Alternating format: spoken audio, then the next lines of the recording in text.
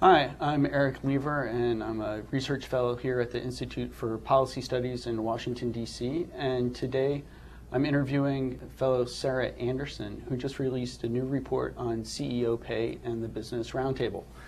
Welcome, Sarah. Thank you. Could you tell us a little bit about why you decided to do this research and who exactly the Business Roundtable members are? Sure. We decided to do this research because there's a raging debate in Congress right now over what to do about excessive CEO pay.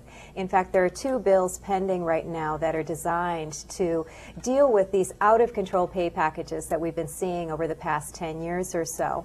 But there's very strong opposition against these reforms, and that is coming primarily from the Business Roundtable, which is this very powerful lobby group. It represents 160 CEOs of some of the largest companies in the United States. And they're out there saying there's no problem with CEO pay. You know, there might have been some problems, but they've been taken care of through increased disclosure requirements about CEO pay and some other corporate accountability reforms over the past few years. And they're telling Congress, don't meddle in this matter. And because of that prominent role of the Business Roundtable in trying to block these reforms, we thought that they deserve some special scrutiny of their own pay packages. So what were the main findings of the report? Well, we found out that there is still a problem with CEO pay, and especially with the members of the Business Roundtable. In fact, these guys got more money last year than even your average overpaid American CEO.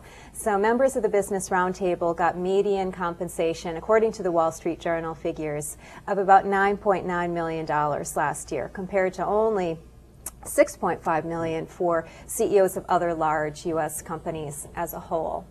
We also found that this gap, very disturbing gap, between what CEOs make and what average workers make is also continuing to grow.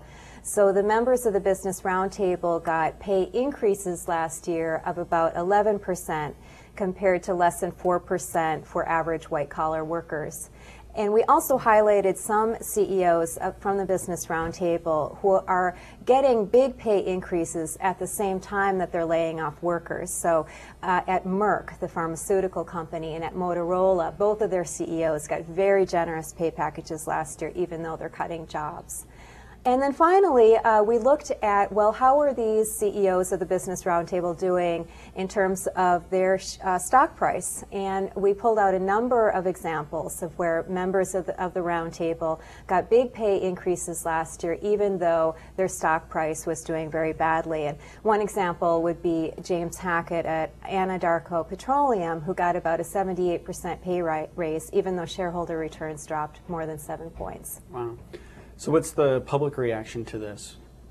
Well, you know, public outrage over CEO pay is already very high. I would say it is near a boiling point. And I'm just hoping that that outrage can translate into some political pressure in Congress to actually do something about the problem.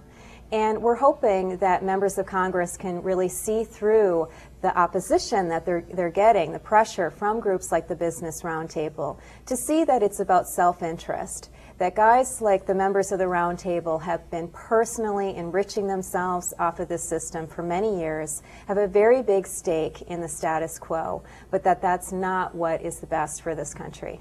And how do you think this is going to play out in Congress when it finally comes to a head? Well, that remains to be seen. Like I said, the public outrage factor is very high, but a lot of people feel like there isn't much we can really do about CEO pay. I hope that people become aware of these pending bills and get engaged in the process, because like I said, this problem of excessive CEO compensation that we've seen for the past decade and a half goes beyond the interests of just shareholders. It really affects all of us. It undermines our economy by hurting worker morale at companies where there are big pay gaps. And it also undermines our democracy because it puts so much power, so much economic power in the hands of so few.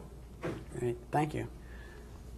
This is Eric Lever for the Institute for Policy Studies. You can find out more about this report on our website at www.ips-dc.org. Thanks.